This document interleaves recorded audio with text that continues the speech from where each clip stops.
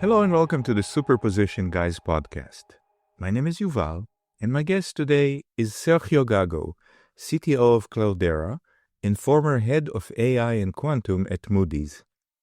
We discuss a practical, problem-first path to quantum in finance. Sergio contrasts annealers and gate-based systems, emphasizes hybrid workflows for portfolio optimization and Monte Carlo risk, and explores fraud detection and knowledge graph use cases. Sergio stresses rigorous benchmarking against top-end GPUs, FPGAs, explainability for regulators, and total cost of ownership over lab metrics.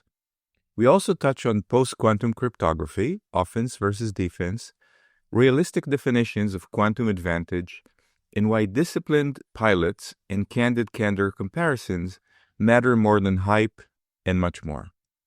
We hope you enjoy this episode. Hello, Sergio. Thank you for joining me today. Hi, Yuval. Great being with you today and back in the quantum sphere, even if it's for an hour. Absolutely. We've missed you. Remind everyone, who are you and what do you do? So, my name is Sergio. This is not the first time talking to you, right? I'm maybe some people know me more from the Quantum Pirate newsletter, which is still alive and kicking and growing. And I used to be the head of AI and quantum computing at Moody's. And now, since it's going to be 6 months now, I am the chief technology officer at Cloudera. So let's talk about quantum at Moody's. I think Moody's is unique in terms of a lot of people in the quantum market are just trying to sell computers or services to other people. But Moody's Quantum had a different goal and a different customer base. Maybe could you talk about that a little bit? Sure, absolutely. And of course, I cannot represent the company anymore. I can talk about the world in quantum for finance and why rating agencies and analytics companies like Moody's and others can benefit from a quantum computing, and why I felt that was a fundamental part for that company. And it all started when I joined the company. I joined through an acquisition. I was running a company in AI called Acquire Media, and it was AI before the generative AI craze. So back then we were running machine learning, expert systems, and things like that. And it was a great acquisition for Moody's, and I joined the company. But when I joined, I saw the amount of data that the company has, the amount of models, quantitative models, and machine learning models that they run for anything that relates to make better decisions, specifically in the financial world, in the risk management world, from all the different angles, whether it is credit risk, which is the most apparent from a ratings agency, but also supply chain, systemic risk, cash flow risk, natural disasters, and weather modeling, and so on. So it was not only the perfect playground for a data scientist like myself, but also the perfect playground for a quantum algorithm developer, which is what I started doing a few years prior to joining the company. So it was a pretty clear use case, right? On one hand, the hypothesis of, can we use new technology to improve exponentially or linearly the modeling techniques that we do today? And we can add more details into some of the use cases. And also, of course, the cryptographical problem that many institutions in the financial industry, many banks and public institutions face with the advent of quantum computers. So how do we, on one hand, use it for the offensive, build competitive advantage and be better at our calculations, more accurate, and at the same time on the defensive side, so that we protect ourselves and our data against a potential quantum cyber attack like the ones that we know are going to be coming sometime soon. You mentioned cryptography, and I got to ask you, obviously it's critically important for all the reasons that you mentioned, but isn't it just so much more boring than computing? Isn't computing so much more interesting than cryptography or quantum cryptography? you're getting into dangerous territory, but I guess it depends on the persona, right? For someone like me, for someone with a software engineering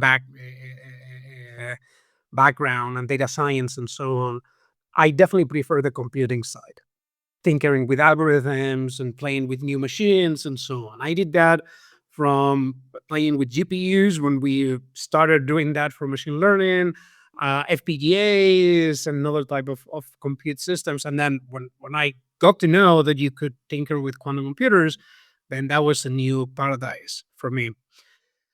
But lo and behold, um, when when companies, especially private companies, Fortune 500s and so on, when you're playing in a very level field, and the promise of quantum advantage from an algorithmic perspective is just still intangible and very far. And obviously there's a lot of noise in the sector. It's really difficult to keep sustained investment for the long term on the promise of quantum advantage someday. And that is why we have seen many companies opening and closing their quantum teams or refocusing and re-strategizing them and so on, especially in banking. On the other hand, the cybersecurity space, it's a better sale, especially for the CEO. And I think we have a mantra in this industry where we are able to tell the CEOs or the CIOs, are you the one willing to risk the data state of your company just for a 1, 2, 3, 5% chances that there's going to be a cryptographically relevant quantum device in the next, say, 5 years? Right? And the answer is always absolutely not. What do I have to do in order to protect myself from this risk? So, to your question, is it a bit more boring? Um, for some of my colleagues in the cybersecurity space, no.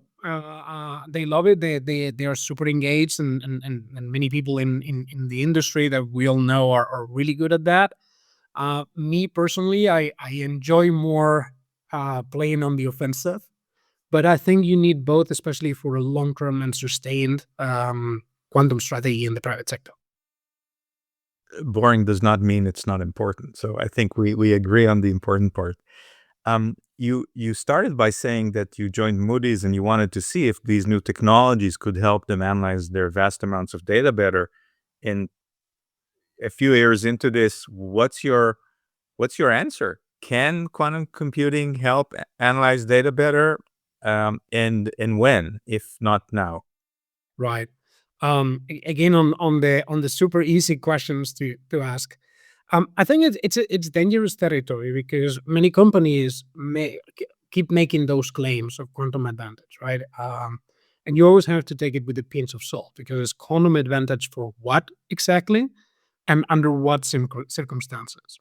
So if I take a business perspective, a pure business one, where I ask the question, is there anything on the private sector, specifically in finance, today, as in September 2025, that I can do better with quantum computers than with classical systems? And by classical, I mean anything CPU, GPU, FPGAs, and so on. The answer is no, plain and simple. And I'm happy to get contradicted or convinced otherwise by anybody in the industry with actual benchmark numbers. Now, it is true that many companies and researchers come with ideas and experiments that show traces of quantum advantage, either from a mathematical perspective or even from the algorithmic perspective. We do know that there are algorithms that provide exponential speedups or linear speedups on the problems that we have at hand. But from the enterprise perspective, we cannot just look at the algorithm. We need to look at total cost of ownership and end-to-end cost of a whole flow, right? So imagine you're running a fraud detection algorithm for a credit card merchant or credit card provider. You need to ingest millions of credit card transactions from all over the world, billions actually.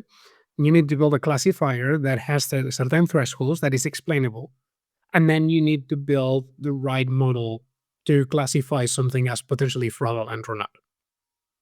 And you can come out with tens or dozens of use cases like those. To start with, mapping big amounts of data in quantum devices, it's simply not possible. We don't have enough qubits.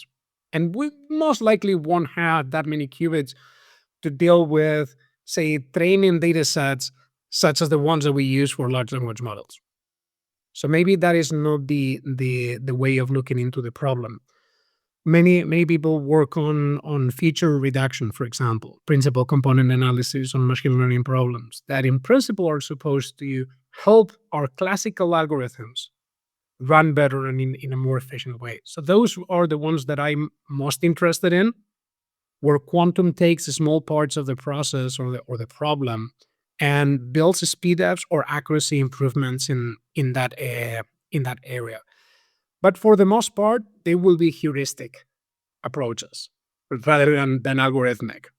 That means we will have a given problem, say a Monte Carlo simulations of any kind, and we will run in the classical way, effectively throwing dice by the trillions, and we will run in a quantum device, and then we will realize, oh look, the quantum answer is either faster, more accurate, or more economical to run. Neither of those 3 points exist yet. But we're seeing the light at the end of the tunnel. And I think this year we have seen amazing breakthroughs, both from the scientific side, from the research side, from the quantum hardware companies, both the pure play companies and the large ones. And I'm really, really optimistic on the timelines before the end of the decade. Speaking of timelines, it's it's easy to put together a PowerPoint slide. It's, of course, a little bit more difficult to actually build a working quantum computer. So in your previous job at Moody's, you probably had many companies come to you and talk about their roadmap and their inherent advantage and, this, that, or the other. How do you evaluate what's fluff and what's real? That's a fantastic question. I mean, it is really difficult. When we built the quantum team at Moody's, I wanted from the very beginning to make it extremely realistic. That's a pun intended. An application focus. Many other companies take a more research focus. Like we want to publish papers, we want to participate with with academia, we want to do fundamental research, whether it is on error correction or in new algorithms and stuff like that. From my perspective, I thought that we needed to take a much more practical approach, which is effectively what I was saying before: take a whole end-to-end process, a business process, whether it is fraud detection or a credit simulation using a Monte Carlo simulations or traversing a knowledge graph, any of those problems that we know either from machine learning or from quantitative finance and so on. When once you have that problem, take a top-down approach. Start trying to apply existing research into the problem, your Grover algorithms, your quantum machine learning models, and so on, and see where is exactly the bottleneck. Is it the gate speed on the available quantum devices? Is it the amount of qubits? Is it the coherence times? Right, the usual the clock speed, the usual bottlenecks that we see on the quantum computers today, which effectively boils down to those three, right? Coherence times, number of qubits, and the lattice and the shape of the chip, the type of computer, of course, and the error correction techniques that we have. You put all those in a bag and then you try to run your problem. Of course, for a problem the size, for an industrial problem the size companies run today, you will not be able to run it. So you start making the problem smaller and smaller and smaller until it becomes what I call a Mickey Mouse problem. And that is the problem that you will be able to run on a quantum device, gate-based, neutral atom, trapped ions, you name it, annealers. And you compare, right? You have your benchmark. Again, business benchmark, faster, cheaper, more accurate. That's it. Transform those metrics into whatever makes sense in your specific problem, and then evaluate. if at the size of a small problem, neither of those metrics work for compare against the classical algorithm, you may be in trouble, right? And that for me is the starting conversation with any company that we work with. Can you solve this Mickey Mouse problem, this experimental problem? It's not always like that 100% because sometimes what happens is that when your problem grows, you have to simplify the classical part. You have to make assumptions. You have to simplify to remove variables, constraints, and so on. So that the promise is that the quantum computer will be able to run those problems without all those constraints eliminated from the problem. So you incorporate that in your model. And then effectively, what you're asking yourself is, if I can run this today for this problem, and this gives me this much money because of the ROI of this product or platform, when I have a working device, quantum in 3, 5, 10, 20 years, what will I need? And then I can go to companies like you guys or any of the other quantum players, and I can say, look, I need a faction with these characteristics. When do you think you can give it to me? And of course, roadmaps are not that specific for a purpose and for a reason. But that is how I think you convince your executive team and board that you still need um, basically investment in your quantum team. But that brings a couple of different questions. I mean, first, some companies say, well, we don't have a computer right now, but we've got this technology and lots of funding, and we're building a computer with a gazillion qubits. And right now we have 0, but in a couple of years we'll have gazillion. So the first question is, what do you do about those? The second question is scaling. All right, so I showed you a 20 qubit computer or a 50 qubit computer, and you decide that you need 500,000 qubits. How do you assess the scaling problem? Does the company have a feasible, credible strategy for scaling the machine? That's a fantastic question. I don't think you can always 100% estimate that. Uh, at some point, you're going to have to trust the team and their jobs, research capabilities. Funding is really, really important. Like, can this company survive for the next X amount of years, and they require capital to build these type of devices? Um, I always relied on how accurate they have been with their promises and delivery so far. Is this a public company or a private one? That tends to affect the decisions a company makes, not only in quantum, right? In any industry. Um, but at the end of the day, you're not marrying with anybody. Right? At these states, companies are still specifically on the enterprise, right, in the financial industry. For the most part, and I know this is not true for everyone, but for the most part, you're not buying the device. You're still experimenting and trying to do this kind of control and benchmark and capacity estimation, so that you can still grow with that. And what happens, and it has happened continuously, is that you estimate you need, say, 1,500,000 qubits, and these coherence times and so on. And then someone comes, like Mr. Bacon comes and with a new error correcting code, or the Alison Bulk guys come in with a new type of qubit, with the cat qubit, and or any other technique, right? This industry changes so quickly, or even your own research on the qubit side, that anything that you did 6 months ago, it has to be revisited continuously, right? So the only common denominator is the problem itself. So to answer your question, I think you rely on those factors: how capitalized the company is, how serious they are, have they been fulfilling their promises. But all in all, we don't know yet whether this beta versus VHS war is going to be east or west. For a company like Moody's, doesn't have to be specifically Moody's, maybe you don't know, maybe you can't talk about that. If a computer existed that could actually solve these problems, do you need it on premises, or is cloud just fine? So I wouldn't be able to talk about Moody's anymore, but many companies are using cloud computers today, right? They're using hyperscalers continuously, and that requires these companies, whether it's AWS, Google Cloud, Azure, to have certain controls on data privacy and cybersecurity and so on, and liabilities effectively. If these companies rely on these providers, and it can be beyond, right? It can be talking about Salesforce, it can be talking about any other third-party provider that is also on the cloud. Why wouldn't you use a computer in the cloud? Now, certain institutions, certain banks in certain regions do require a lot of on-prem workloads, and they will not be able to go into the cloud.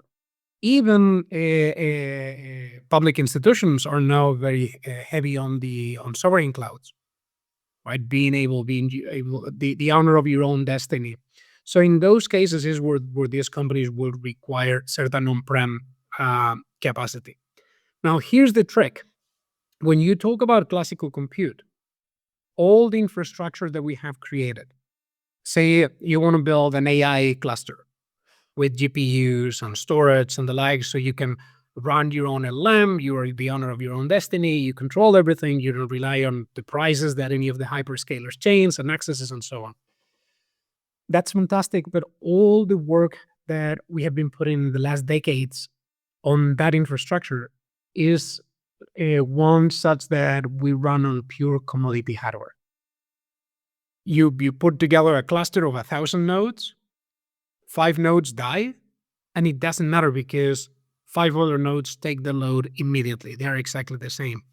Now, with quantum computers, it's not exactly like that. It's everything but commodity hardware, right? It's very specialized, very specific. So when you go into the data center, the first questions that you will get is, how about your high availability and redundancy strategies that you have on your big data considerations? And you don't have that on quantum today, right? So when you're thinking about bringing a quantum device on-prem today, is more on the experimentation side, so that you don't rely on the cycles or time windows that the cloud providers give you. And it's actually a pain, right? You want to launch a specific problem, an algorithm, and you have to wait 3 hours, which is not at all uncommon in today's quantum world. So look, if you have the budget and you have a large enough quantum team, you just buy one for your own premises, and you keep all your data safe, and you build your algorithms, you keep your IP safe, and work with that. My take is that the vast majority of, say, Fortune 500 companies will not require on-prem quantum devices. You spoke about credit card transactions, and I think some people will say that that's probably not the ideal application for quantum computers. Billions of transactions, super high speed. You could think about mortgage transactions, maybe fewer of them, or maybe not as time sensitive. But if you survey the applications in the financial services world, what do you think would be the first ones that would benefit from a quantum computer, both because of the requirements and also because of we don't have a good enough solution classically today? You're just hitting the nail in there. The vast majority of the canonical use cases fall into that very category. Could we do better on fraud transaction classification? Yes, but today we do pretty well. You mentioned mortgage credit calculation. That was actually the title of my thesis, calculating consumer credit risk for mortgages. The way you do that is by running Monte Carlo calculations over millions and millions of potential people defaulting, right? And all their correlations. What you see is that you can model more correlations on the quantum computer because of entanglement and the way you run the algorithm than on classical devices. The more correlations you put, the more constraints you put, the more simulations you have to run. And at some point, you want to have your calculation in less than a week. So in that case, it's more like energy consumption, effectively the time you need to run that calculation. But then you hit one little problem that is, for the most part, credit risk, especially with a Basel like compliance regulations, you need to have explainable algorithms and interpretable algorithms. And a quantum computer doesn't have yet any simulation explainable model. Whereas when you run your classical algorithm, you can explain everything on the long tail, everything on your probability distribution, and so on. The canonical use case, the one that most people start with, especially with annealers, is on the combinatorial side, portfolio optimization. It's a beautiful problem because it's easy to grasp, and it has the promise of making a lot of money. Right? Imagine I can use a quantum computer to build for you the perfect portfolio on stocks or bonds or a combination of cryptocurrencies, you name it. That would be amazing, right? If a quantum computer could give me an edge just to rebalance my portfolios and maybe get a 1% improvement or 0.1%, that would make me a lot of money. The reality is that on the industry, rebalancing portfolios, especially in index funds, doesn't happen that often. And it doesn't take that much time because really the most financial institutions work at the cluster of assets level. So they run that in minutes. So I remember once when I was talking to a potential partner, I was saying, look, we have this algorithm, this possibility, and they said, I don't need that. I run that every quarter and it takes 5 minutes. So the reality is that in some cases the industry does not need it. I think about this like the circus elephant allegory, right? There's this circus that has a baby elephant tied to a pole, and the elephant cannot leave the place because it's tied to the pole. When the years go by, and now the elephant is a big elephant, it's still tied to the pole, could leave any time and break the pole, but because he doesn't know he can, is still tied to that. So in that sense, many financial institutions are still running credit risk, combinatorial problems, fraud problems like 20 years ago. So they haven't even reached the peak of what's possible classically, let alone with advanced machine learning models or neural networks with clusters of GPUs and so on. I have met many financial institutions in the banking sector, insurance sector, asset management, that wanted to go into quantum. But when I asked them, what are you doing today with GPUs? They had nothing. Have you ever tried anything with FPGAs or any array system like that? They had nothing. So the promise of quantum is beautiful, but there's a lot of homework that you have to do in order to have a true benchmark with the top of the line. And that takes us back to your previous question. When someone claims quantum advantage, I always ask, is quantum advantage against what? Against a toy model that you have created with a cherry-picked data set, or against the state of the art of what is really possible with a cluster of CPUs or even HPC, already traditional supercomputing power. And many companies that claim quantum advantage, when you ask that, they go silent or hide their benchmarks. I wanted to ask you about education. I think that at Moody's, you and other people on your team spend a lot of time educating some of your customers and partners about quantum. And so the first question is why? Why did you do that? And the second thing is, how much time do you have to spend educating internally? And if you have limited resources, who would you focus on for the internal education? Right. I think we focused a lot both on the internal and the external education. Quantum is a nascent technology, right? And it will take years for it to become mainstream. Even years after we get true quantum advantage in a handful of use cases. So getting people to understand not necessarily how it works. You don't necessarily need to teach what entanglement and interference is and how you run rabbi oscillations to create quantum gates. You don't need all that. But you definitely need to teach people where exactly to use this and why they should care, right? Specifically on their use cases. So at Moody's, we found something really interesting. Uh, a big part of the company are quants, or what we call quantitative analysts. Effectively, people doing math to build and run and calculate mathematical models for credit risk mainly, or economic scenarios and so on. And as it happens, most of these people are either mathematicians or physicists. Maybe trained in the 80s and 90s, because in the 80s, that was the way of making money, right? Going into finance. Um, and when we created a quantum team, many of them came to me and say, hey, are you telling me that this is real now? This was my thesis in the 90s. And do quantum computers exist? And we were, yes, they exist. Here, let me give you some books or some training or some education. So the only way for people to understand the value of such a technology, and by the way, the same applies to generative AI, right? It's nothing specific to quantum.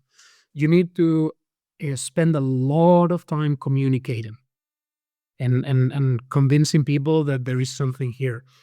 Quantum is especially difficult because it is kind of esoteric to some extent and requires a bit more um, proactive understanding. So getting people who are good at communicating, at linking the use cases, finding the potential future ROI is fundamental. And thanks to that, we actually convinced many banks and financial institutions to start investing and researching into quantum, because they saw the value of that with or without quantum scientists.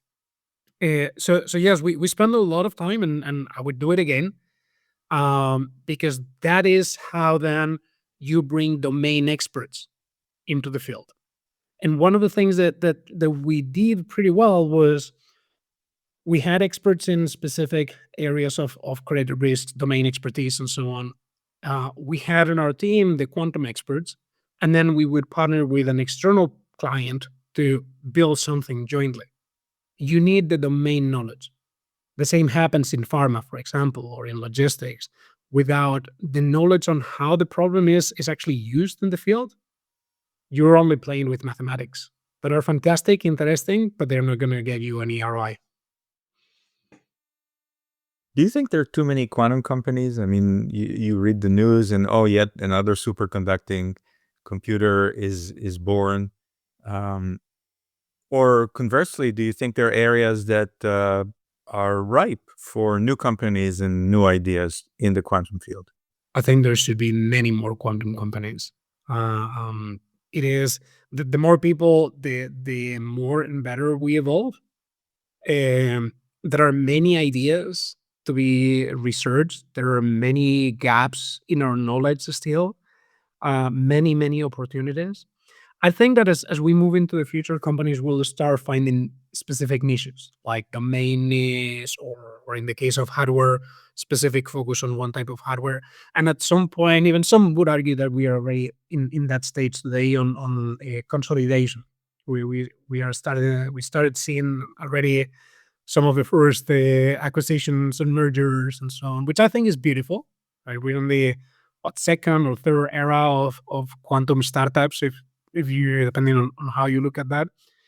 Um, but it's a normal cycle, and the quantum industry sometimes is a little bit endogamic. Now that I'm slightly outside, I can say that we like to think that we are huge and doing a lot of stuff and all that. But if you compare the size of the quantum industry with any other industry, well, there's the AI obviously is huge, and we're all seeing the sizes of funding rounds that tiny AI companies are having today, with no assets, no nothing, and then quantum companies have been building actual devices that you can touch with very expensive equipment for a fraction of that money.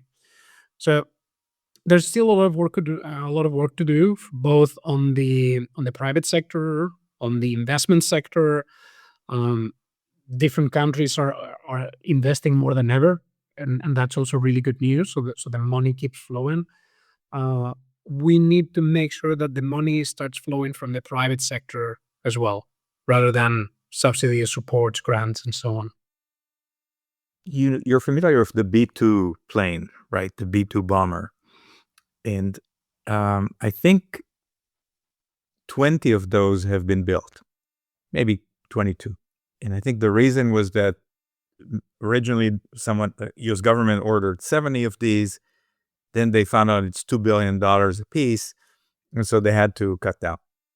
And on the flip side, a 777 is, 300 million, is, an order of magnitude less. And of course, there are cheaper planes to do that. Do you think it matters? I mean, we see quantum computing companies that say, yeah, we're going to reach 1 million qubits, but it's going to take a football field, 100 megawatts of power, and $1 billion. Does it matter? Or if it really works, then it doesn't matter and people will use it anyway?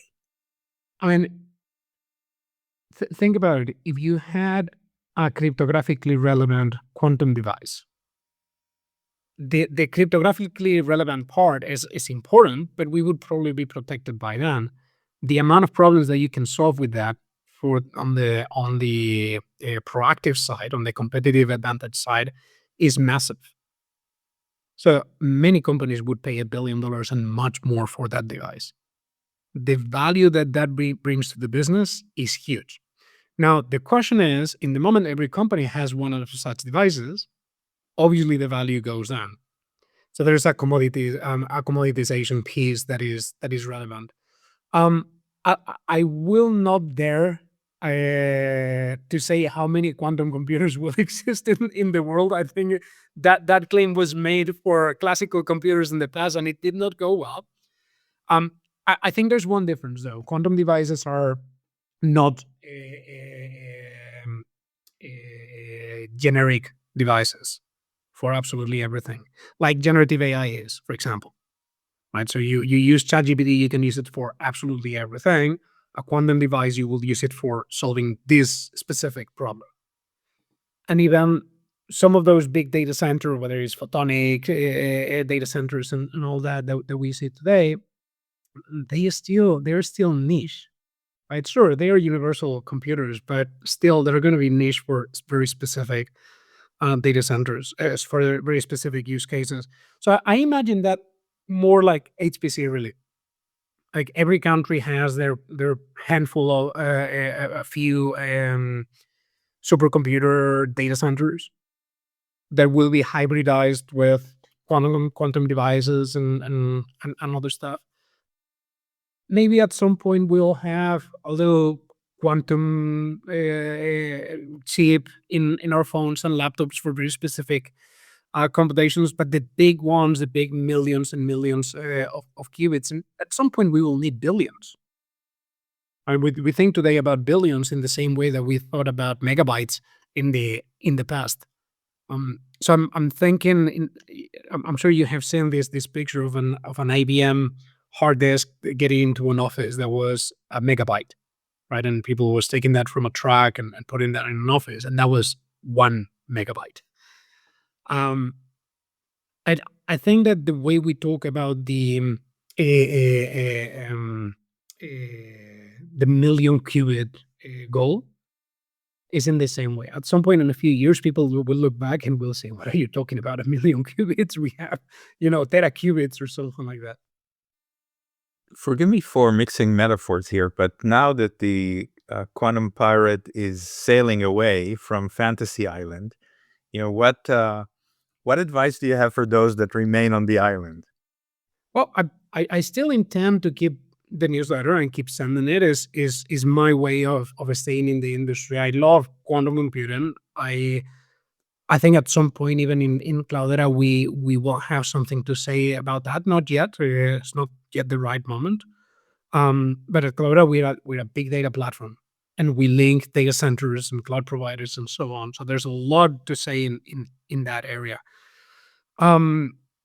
So for me, the Quantum Pirates newsletter is number one, my way of staying in the industry, of stay connected with people like you and the likes, right? And make sure that this little family that I am still inside, because it's a little family.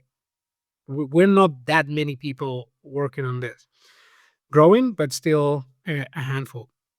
It, the same ethos that I had when I created the newsletter still remains.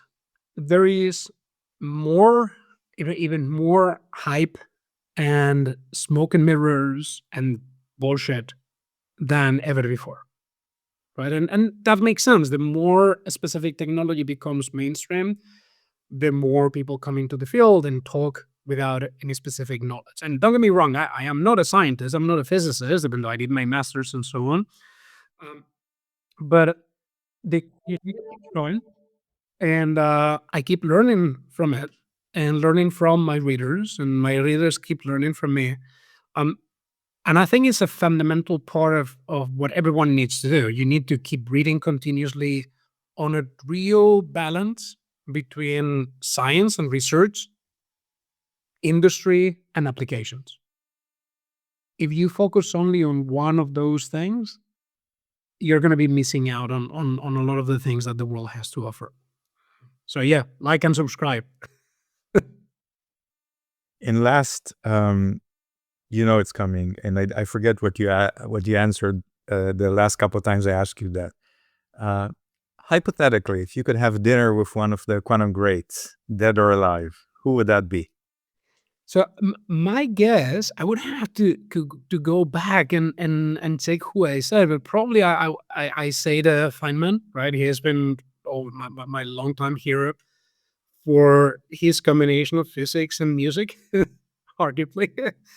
But I'm not sure if I would change it now. I became more and more of a fan of von Neumann lately, and well, lately and forever. But I think he was the together with some other big ones like Newton and so on, but working on so many different areas of knowledge, right? Information, mathematics, physics, electronics, everything. It's not that saying that the man was a genius is an understatement, because a genius is someone who excels from a knowledge perspective at something, but he did it absolutely everything. So yeah, I would have a hard time. Probably, I would say probably von Neumann for this year, right? Sergio, thank you so much for joining me today. Thanks for having me again, and thank you everyone for listening again to this old quantum pirate.